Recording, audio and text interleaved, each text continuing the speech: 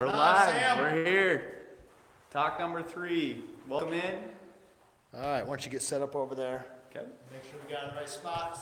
Sam and I are just getting all set up. If you're here already, hopefully maybe you are, we're not sure. Let's do a little refresh here.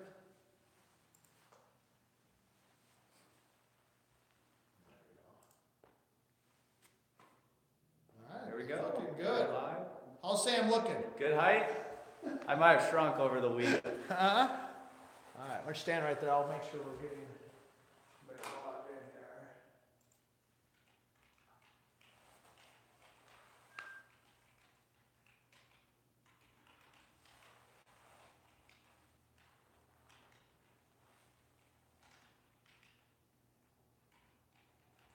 There we go. All right. So if you're getting here right now, be sure to let us know that you're here and make sure you can hear us, things like that, because Sam and I are just getting set up. What else we got? We got some time to fill, so. Yeah, definitely. First off, we've got another cold evening here, which is great because we can just be coming to you through your TV here. So we got a couple people checking in. Adam's here, Matt Gusso. We got, looks like Gunner's here. Gunner, what's up, buddy? I think that Gunner, is this your first talk? I think it may be. I may have checked in. Yep. Cameron Olson's Cameron's here. Fantastic. All right. So, what? Yeah, we got some time to kill. So we've got a couple of minutes. We always like to get loaded up early. Make sure we know what we're doing. Oh, yeah. So we're ready to roll, and we've got a couple of minutes. Pebble Beach. Yeah. Anybody Pretty watch? good there? Ted Potter, I believe, took it down. Yeah. So kind of an uncommon name. Be curious to what you guys think. Do you always root for kind of the top person, or you go for underdogs? I tend to kind of go for, the better player, but it's also fun to see some of those underdogs come through like he did last weekend. So be interesting too just to hear who your favorite golfer is. Maybe put that in when you're signing in here. Who you think's gonna have maybe the best year? Let's do that. Maybe who you think's gonna have the best year on the PGA Tour?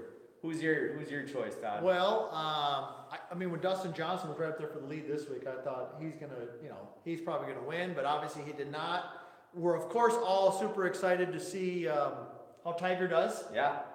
Who's Tiger fans out there? And Phil was in there. Yeah. Well, Phil's still kicking the tires. Yeah, so he's still in there. But I gotta think John Rahm. That's gonna be kind of my vote. He had a great year last year. He was in contention in a couple majors, so that would be mine. What do you think? It's a good pick. I still think Ricky's gonna pull out a major this year. Yeah, you said that I last want time. him to, but I think it's gonna happen. I think either the U.S. Open or the British Open. Yeah. So that's kind of what I was thinking. Yeah. So who do you think out there? Let us know who you think's gonna be taking it home this year. So we got a couple other people logging in. Good. Macy's dad says he's pulling for Beef. Beef Johnson, if you don't know who that is. He's is he English?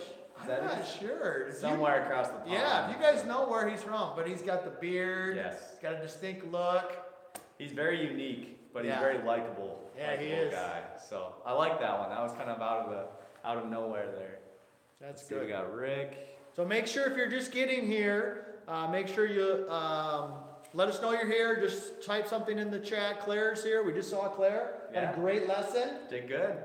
She's improving. She was hitting them nice. As long as and, she's not, she's sleeping already. She comes here, she says every time she's tired. It's my goal. One time she comes here, she's not tired. She says next week's it. That's it. Okay, She good. doesn't have school, so that's her reasoning. She's going to have an Yeah, extra time okay. to nap. I like that. I like that. All right, Emily's here. That's good to know. All right, hey, there's the one that we need to know this year. Yeah.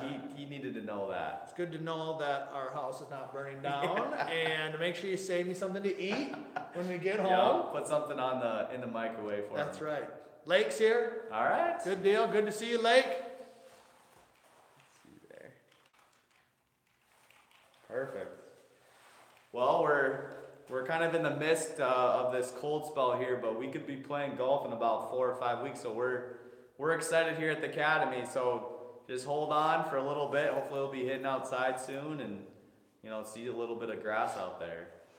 Is anybody going anywhere over spring break or going on any cool trips coming up? Maybe a golf trip, or maybe it's just vacation with the family. Yeah. How about you? Well, you're going to Phoenix with the Yes. guys, with the golf team? Yep. We'll be down there in about 4 weeks, so it'll be nice to have some warm weather and see the ball fly. How about you, Todd? Yeah, I'd hate to even say this, but we got a family vacation coming up, so we're looking forward to that. We've done that the last couple of years, and then got a couple work trips. So we'll be seeing Sam and his crew in Phoenix, which we're looking forward to. And see, Bartles, they went to Cancun. Oh my gosh. I like this. I like this already. Yeah. We'll put a bucket list. We want to be adopted. Oh yeah. Let us know next time you're making the itineraries. Yeah. No, this guy deserves that vacation. So he's always around. It's good for him to get away a little bit.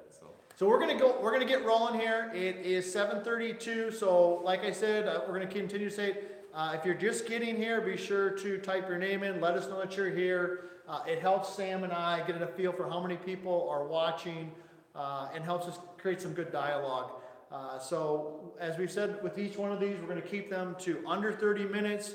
We're going to be done before 8 o'clock or right at 8 o'clock. We always have to do a few competitions at the end, give away some prizes and some stuff like that. So be sure you're paying attention, not only so you can win something, but more importantly, learn something. And also for our parents out there, we got some of you watching. These are not only for the students, but also for the parents, and some good stuff. What else do you want to add? Then I'll go through a couple of recaps of what we've been working on. But anything else on that note, Sam?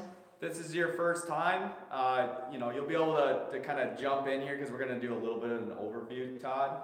However, if you haven't watched the first 2 videos we did, we highly recommend that you watch those before jumping into this one, just because then you're going to have a better idea of kind of what we're talking about. Yeah. So it's all right if you can, but it's good to be here live and have some interaction, and it'll be a good talk tonight. So just a couple quick updates on the schedule for the Academy. We're moving right along. I mean, things are going fantastic. We're kind of right in the groove of it right now. And this is the time of the year. We get into mid-February. The holidays are over. We're kind of into the dog days of winter. But the kids everybody's showing up. They're excited to be here. And we've been putting a real focus, for my parents watching right now, we've been putting a real focus on making sure that each one of the students understands what it is they're working on. And so when they come here, we're actually having them watch their videos that we've done for them, and hopefully they've shared those with you, the parents that are out there, so that we have good, clear clarity of what it is that we're working on. That's been a big central point of what we're doing. Sam and I right now, we're meeting tomorrow. We're going to start talking about summer stuff, so that'll be coming out pretty soon in terms of the schedule, some tournaments, all types of exciting stuff. So right now we don't have a whole lot in terms of the stuff we're working on, and topics, because I think the kids know what they're doing. The main thing is that a real focus on making sure everybody understands what it is that they're doing. Anything else to add to that? Just communication. Again, we want to make sure with the videos, with these, we want parents to be involved and interact, because this is just a great opportunity to connect with your son or daughter and be on the same page with them once they get outside and playing on the golf course. Yeah. So we've got a couple thoughts here. So we're going to get rolling on this. We got a lot of ground to cover. I'm going to turn it over to Sam. And we're going to start diving more into tape. So let's do it. What I'm excited about is I'm learning as we're going through this. I've kind of played dumb in this whole process because I can be dumb at times, but because I'm excited about what we're learning too. So all right, what do we got? Yeah, so little recap from the last couple of weeks. So the first talk that we had, we did an overview of what tape is. And just a quick review of what that is. We created an acronym that's just TAPE, spelled out T-A-P-E. And this again is for 2 main reasons. One, it allows us to have a consistent process that every one of you is going to go through every time that you step up for your pre-shot routine. TAPE also consists of everything that's within course management. So we created this thing that's going to help us be consistent with our process, Todd. Number 2 is it's going to help us evaluate after a shot, after a round of golf. We're going to correctly evaluate what happened after that situation.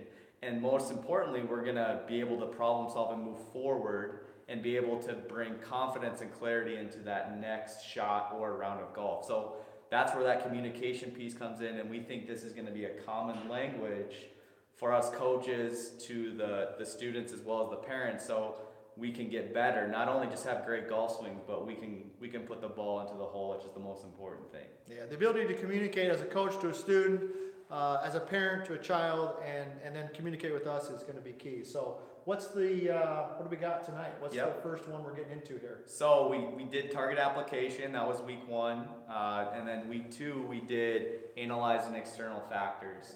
So this week we're getting into P. So P stands for plan, and plan is really developing your strategy. So Todd, we've gone to this point where we've had our rangefinder, right? We've gone through the T of target application. So we've gone through those steps. Now we've gone to A, which is analyzing those factors, our lie, the temperature, the wind, all those things that make golf difficult. So we have all this information. Now it's time to come up with that plan. And the plan is arguably probably the most important step. And with Todd coaching a bunch of high-level golfers, I'd be curious to kind of know your opinion. A good golfer, what does it look like to have a plan for maybe a high-level golfer that you coach? So like a plan, are we talking like a plan in terms of a specific shot, or a plan in terms of the whole golf course as a whole? Or kind of both, but let's just say like shot to shot. Okay. So I know that when I get a chance to watch really good golfers, one of the things you said earlier when we were going through this is that they almost do it instinctively. I don't even know if they really realize what they're doing, just simply because they've done it so much. Like driving a car. Definitely. You get in the car, you drive, as kids, I'm sure you start driving to school, you couldn't even probably list the streets that you're on. You just know right where to go because you've done it, day in and day out. So that's the first thing that I noticed right away is that they just instinctively do it. Now, early on, though, they were definitely working through a process of what it is. So if they're having a dialogue with their caddy, the caddy has a good understanding of what their normal shot shape is, whether it be a draw or a fade. They also are very aware of if they do miss a shot, do they miss to the right or to the left? And then the last thing that I would add, two other things. One is that they're very, have a good plan of awareness of what about the environment? Yes. If the shot's into a wind, do they have a tendency to do something? If the shot is out of the right, do they have a tendency to hit certain types of things?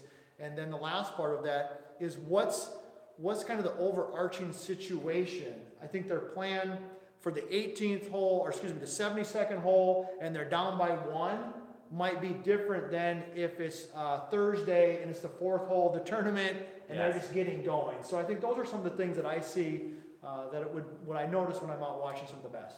Those are great points made by Todd. And, the best players in any sport or even leaders, they have a plan. They usually have a plan that they map out. You may not always know this, but when they have a plan, they're always consistent, and consistency brings consistent results. And results bring success, and success brings confidence. And we know that confidence is arguably the most important thing. When you're playing in between your ears, confidence is probably the biggest factor, even more than your golf swing sometimes. So with this, we really want to develop this plan, Todd. So we're going to talk about 2 important strategies that we're going to do with Pete every single time. All right, so the first one that we're going to do is very simple. It's called red light, green light. All right, so think of a traffic light. So you see the red and green. So I'd be curious I'd like to hear some feedback. What do you think it's going to mean when it means red? What do you think that means? I mean, it's pretty basic, but I want to see if we get any feedback here. Good feedback there. Dance. Not tonight. That's good. Liz just got here too. Welcome, Lizzie. Good for you. All right. Don't go for the pin. There's a good answer from that. Yeah, I like that. Okay, so what the strategy is going to be is basically what it sounds. When we take in information, we come up with this plan, we're either going to decide if it's a go or not to go at the pin top. Yeah. So many times we're not in a position to go at the pin. And so this is going to make us stop and think and come up and commit to something before we decide, is this a pin where I can go right at it? Or is this a pin where I need to consider red light, which in our case, we learned in the first talk means center of the green. Yes. So with this red light, green light, there's 4 main factors that you're considering whether it's red or green for you. So red is, if it's a red situation, that's caution, more middle of the green, play it safe. Yes. It doesn't mean lose confidence. It just means take in what is around you in the situation and understand it's smarter or safer to play to the center of the green. Okay, and then green is like, hey, this is right, this is my shot. This Exactly. is right where I'm. Okay, and I would guess that, correct me if I'm wrong, but the red and the green is that, Sam, based on the previous step where I was doing the analysis? Yes. Yep. So Okay. there's four main factors, and again, this is important for you to know these four main steps. So Okay. to consider if it's red or green, Okay, gotcha. you have four, which for one, distance from the pin. So in a situation, Todd, where you're 100 yards compared to 150, a lot of times you're going to be more accurate and be able to go green light from 100 yards as opposed to potentially, sometimes 150, it's going to be a little bit more of a red light. Now, why would that be? Why do you think that would be a little that's bit a good more of a question. red light? Let's hear what our group has to say. Okay. Hopefully they got some good answers to Yeah, that. so it's a That's little good. bit farther back the yardage, so why would you maybe go from green light to red light from that distance? Yeah, because it seems so basic, but I think a lot of times people aren't really thinking about it. So the question that Sam is asking there is, why would it be more apt to go for it from 100 yards versus 200 yards? Exactly. And I know that seems like right now people think, well, it makes sense, but I would be curious to see somebody verbalize what that is. Because watching golf, and for my parents out there, when you're watching golf, how many times have you seen somebody go for the pin at 200 yards? All right, so we got a couple of good there. Less control that'd be good. Not as accurate. Yes. Perfect. I mean, it seems so basic, Yeah. but that's the whole point of this. There are times at 200 yards, I know, I've seen it. Yes. People just go right for the pin, not accepting the fact that I'm not as good from 200 as closer. Yeah, so you know, from 100 yards, maybe you have your pitching wedge in hand. When you're Exactly. 150, you have your 7-iron. Just having that shorter club in is going to give you a better chance in the green light per se to go for it. So that's factor one, is just the distance from the pin. Factor two, okay. Factor two again builds around this idea, but it's basically obstacles around you. So if there's water, there's bunkers around the green. That's also going to affect if it's red light or green light, Todd. Yeah. Okay. So that's the second one. So we have distance from the pin. Okay. We have obstacles in between you and the target. Okay. And the third one with this is where the pin is located on the green. So Okay, so explain. That's good. That's interesting. So Explain that to me. Why is that? yeah, so if a pin, think about a green, if a pin is dead center in the middle, okay, you have room on both sides, right? If you split Yes. a green right in half. Okay. So this would be a center pin usually would determine that you could go for it. But let's say that a pin is tucked, okay, in the back right corner, all right, and it's way in the back. That would be more of a situation where it would be a little bit more of a red light because you could miss left of that pin over here, but if you miss right, you're gonna, what we call short side yourself, or be in a situation where you have a really tough chip. Okay. Okay, so again, that's the third one. So we had distance from the pin. Distance from the pin. I'm got an idea they should probably be Yes. remembering these. Writing these down or typing them, or their parents remember them. Okay. Two is obstacles. Obstacles, yeah. Okay. Third was a location of the pin on the green. So Okay. pin. And then the fourth one is how you're hitting it that day.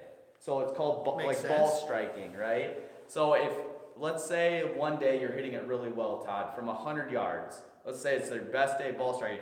You're going to be more into the the green light, as opposed if you were having your worst day. Again, some of this just fluctuates, but a lot of times if you're not hitting it as well, you're going to be a little bit more conservative with your approach into that green. Hence the green light, red light strategy. So, would it be fair to say too then, Sam, that would that not only be based on how we're hitting the ball that day, but would it also be based on an honest assessment of our skill level? 100%. Okay, I mean, like if I'm hitting a shot from 150 yards and Jordan Spieth is hitting a shot from 150 yards, there's a different skill set there. Does that make sense or yeah. No, then that goes right along with it. Understanding your own skill set when you're playing. So you're always going to be at a different level most times than who you're playing with. Maybe it's just for fun, maybe you're playing with your parents and they hit the ball a little farther than you depending on your age. But that determines, again, whether your strategy, whether you're going to go for it, green light, or you're going to be more conservative, red light, and center of the green. Perfect. So those 4 things, again, we'll recap, all right? So 1, okay, is going to be, let's see if we have anybody that can throw it out here. Let's see if we if you got got somebody it. kind of throw those out there, then I've got a quick follow-up question to one of those. So when we're talking about, you talked about the location of the pin. Yes. Okay, we talked about left and right. How about back or front? Would that also have an impact? Those are also variables that would impact it. Yes, great point, Todd. So again, it's not just left or right or center, it's where it is in the green as far as the depth of it. It could be in the very front, which again would a lot determine how aggressive we're going to be and whether it's red light or green light. We'll talk about this stuff more this summer. Yeah, correct. It's a little more of an Details, overview. Yeah. Okay, so let's see here. Got some good answers in there, yeah. Yes, great job, Distance, Jack. Obstacles, good, Jack. Cameron, good. Perfect. So yeah, distance Abby, from the good pin. job. Matt, nice. Distance from the pin, obstacles. Okay. Okay, we had ball striking, and then what was our 4th one here? We had pin location on the Pin green. location. Sorry, the one we were talking about. You can tell which one you can tell the one I struggle with. So that's kind of a recap of our first strategy that we're going to go through with P every time, Okay, Todd. perfect. All right, so it So- seems like a lot, but the truth of the matter is that, I mean, you could literally look at those things in 2 seconds. You're like, boom, you know exactly Yes. where the pin's at, you know your distance, you know the location, you know your obstacles. It seems like a lot of information, I know, to some of you listening right now, but it's literally a quick look at them. Yeah, and right now it's kind of like the classroom setting. You're learning Yeah, of this. course, of When you course. get out there, we want you to be comfortable with this and be able to just apply it. It'll just happen naturally. Right now it seems a little bit, like you said, a little boggled down, a lot of information. It'll be simple. Yeah. But you gotta learn it now. Perfect. So the second strategy, Todd, that we're gonna really focus on, and for lack of a better word, we're calling it hit the fat side of the green. Okay, hit the fat side of the green strategy. So we're gonna show you a couple slides here. I'm gonna have All right, Todd assist me and turn the camera around. I'm gonna work the camera, do my So- best to imitate Nick here, so hopefully you can see this. Okay, so first off, we have an iconic hole here. This is at Augusta, Georgia. This is hole number 12. It's about 150 yards, super short, but it's one of the most challenging holes in all of golf. So what we have here, this is Rory. I think this is Tiger. I mean, this is a Red pretty shirt. red shirt. It's Sunday. We've got this dotted line that is basically splitting the green in half based off of where the pin is, Todd. Okay, so you can see just by this, one side is bigger than the other. Okay, there's a big box, okay, a fat box per se, for lack of a better word, and a smaller, thinner box over here. So what this strategy is committing to hitting to the fat side of the green. Again, sounds very basic, but it's a disciplined strategy that if you commit to it, you're gonna give yourself more and more opportunities to make putts. So we go down here, this is just gonna give you an idea of what it would look like to hit the fat side of the green. So for somebody that hits a draw, okay, like Rory does, if he puts the ball and he draws this ball and it comes back in here, he's gonna have a good opportunity. He basically executed hitting the fat side of the green. And that would be a quality shot. Absolutely. Right? Absolutely. Good target, natural ball flight, middle Yep. of the green. Okay. So here's the thing too. If he ends up right by the pin, that's great, but it's more of like a miss. So Interesting. that's why you're giving yourself so much more room here, Todd, on the left side, because if you do miss right, you're gonna be pretty close to the pin. But if you decided to go right at the pin here, or if you hit on the right side, you're gonna have less. Your percentages are gonna go down that you hit the green. Okay, I want everybody to, hopefully you can hear what we're saying here. I want to really, Sam just gave us a real gem there. He said, if this ball finishes based on the shot here, if this ball finishes right exactly at the pin, he probably missed it. If he Correct. hits the shot the way he wants to hit it, he goes down and has an interview, says, I'm hitting the ball exactly where I want to. That ball's not by the pin, it's in the middle of the green. Am I hearing you correctly? 100%. And I would ask, I'm going to quiz Todd here. Based off of this pin, off of the last strategy we just talked about, Todd, would you consider before he did this strategy, would it be a green or red light to this specific pin? What do you think? I'm going red light on this one. Even though it's McElroy. Yeah. And he's got a high skill set, but anything at the pin or right of the pin is in the water. And so I would say this is a red one. 100% correct there. So what we want you guys to get to understand is even the highest level of player, they are coming up with this strategy. They are committing to it and having a discipline. So I'm going to show you what it looks like to have a poor strategy hitting the fat side of the green. All right. Again, this ball trajectory is showing that he's hitting the green. However, most shots, if he hit this 10 out of 10 shots, this wouldn't be as calculated a good shot for him. He'd be hitting the thin side of the green when look at all this room over here that he could hit. He could miss this ball and hit a pretty big hook or a draw, and he's still on the green. If he misses it here, he's probably going down this side and rolling back into the water. Yeah, if he hits a straight shot, he's probably in the water based on that target. And this is exact opposite ball flight. If you hit a fade, this was what it would not look right if you hit a fade.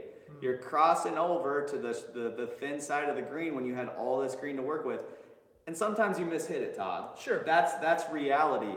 But a lot of times we just didn't have a good strategy of understanding how much green we have over here to the left and really playing a miss potentially. Absolutely. And we're okay even if we hit a little bit of a missed shot. So there we go. So that kind of gives you a visualization. We're going to flip it around here so you kind of have a good idea of what we're trying to do here with these strategies. And we think by looking at that, you'll have a better understanding. We'll do a lot of really good things this summer where we practice this on the driving range. We're going to be practicing this on the golf course with our course management. But those two strategies, again, the red light, green light, Todd, and then the hit the fat side of the green is really going to be the two big wins of our P for tape. I'd like to, that right there, hopefully you guys were able to see that with my amateur camera. I thought you did well. Over there. And I know lots of you out there right now are thinking this seems so basic, but it's just things that I think we don't distinctly do. I'd be curious to hear out there, does anybody know of a hole that they played? Obviously, maybe if you played Augusta, but a hole, maybe a par 3 that you've played. I can think of a course out here at Willow Run. Definitely.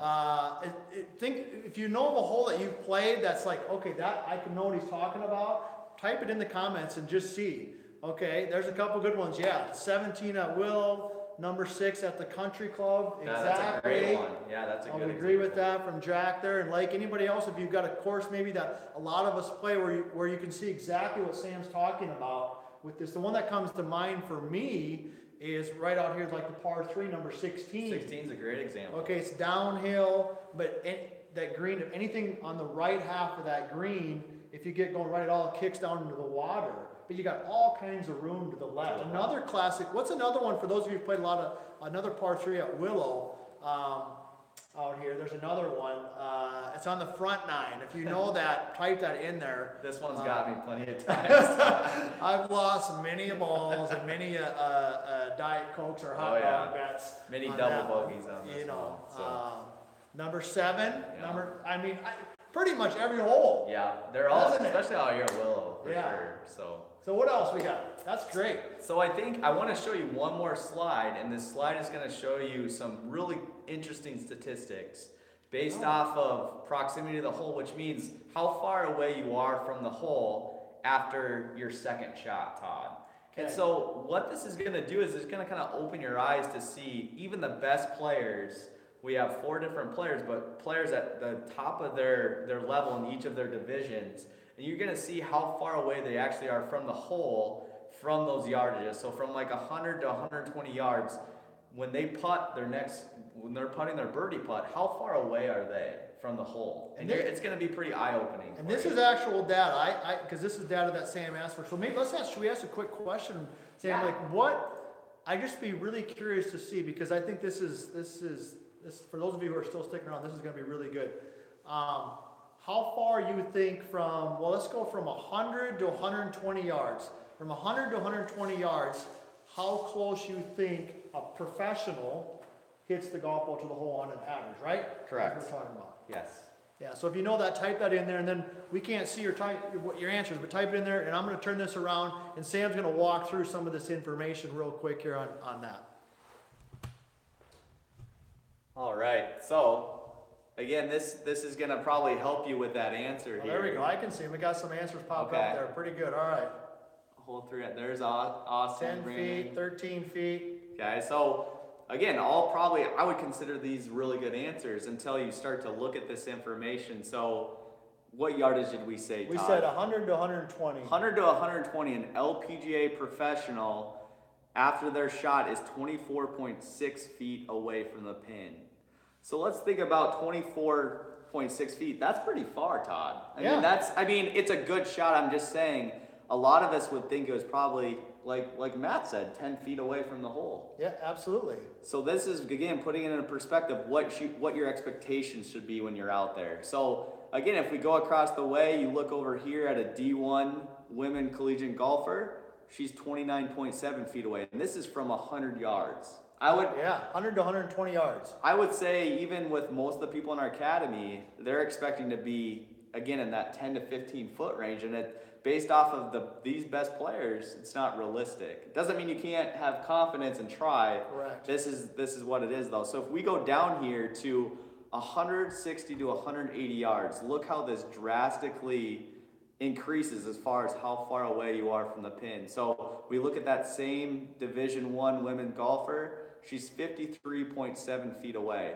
That's a long leg putt, Todd. Yeah. That's a long, if you two putt from there, that's a great job. Absolutely. And 160, 180 yards, we're there quite often as far as our second shots for a lot of us. So you can see over here, we have an LPGA player. She's a little bit better. Obviously, she's playing at a high level. She's making money in this job, but she's at 45.6.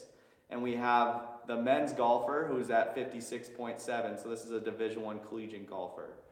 So this is great information just to kind of bring in your expectations and just understand that a lot of times we're not in a position to make a ton of birdie putts. Yeah. If we two putt and we work on our leg putting, we're going to get better. And that's another discussion for another day. So this is just a good information table that we can show you later on. And so yeah, we really think the P is going to be a big part of, this is where you really can get better and better the more golf you play and the more experience you have. But you have to accurately be able to take in what you did in TNA for P to be effective, Todd. Yeah. So right now we want to see how well you listened.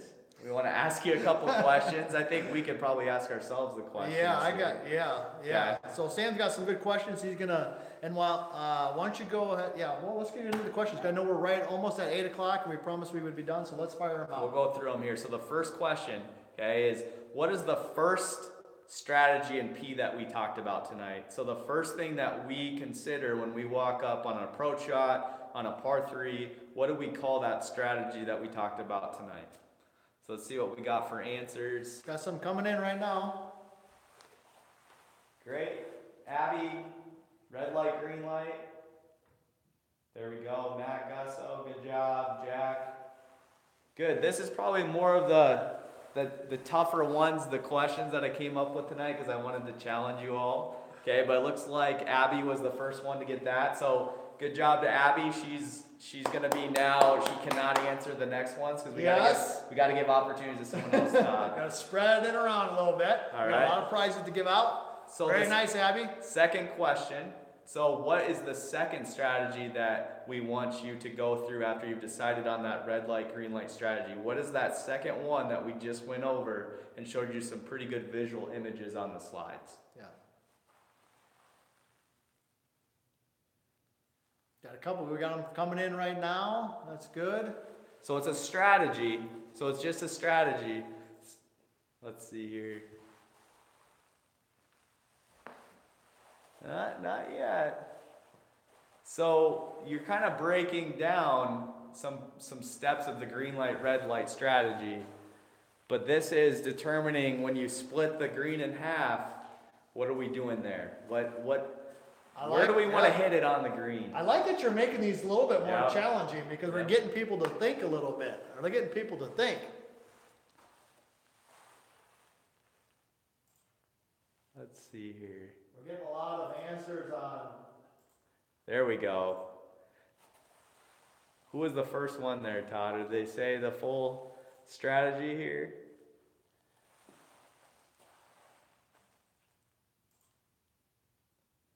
I think we got it. So it was hit the fat side of the green. So good job. I think we got a lot of answers that you guys are remembering things, but this specific question was the second strategy that we're focusing on. So the first one was red light, green light, and the second one here was hit the fat side of the green. All right?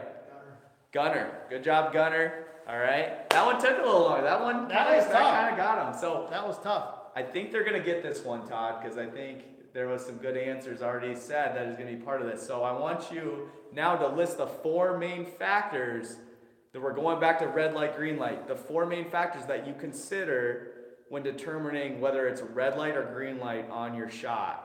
Okay, so the 4 main things that we did, we talked about those. They're going to be huge for us determining whether we're going to go for it at the pin or we're going to go to the center of the green and be more of a red light strategy. They're coming in quick. Are they? The internet speed is working high tonight. There we go. Everyone's fast typers. So let's see. Distance. Sam's reading them over. Sam is the official judge on these because he knows the content even better than I do. That's for sure. All right. So we got a winner.